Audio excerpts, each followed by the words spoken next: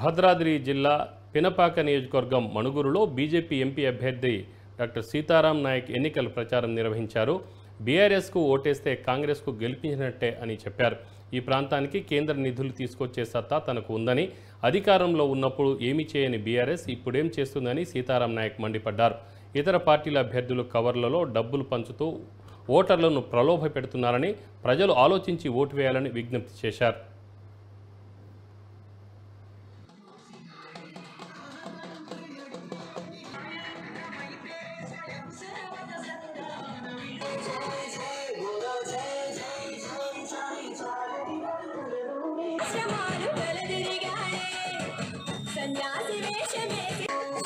ఇంటికి చేరాడే సైకిల్ కిటి అన్నాడే ఈనాడు మళ్ళీ ఎదురయ్యాడే తనగారేంటో కనుగొన్నా టమటో శిశిఖరం అది రోహించే జై జై జై గోరో జై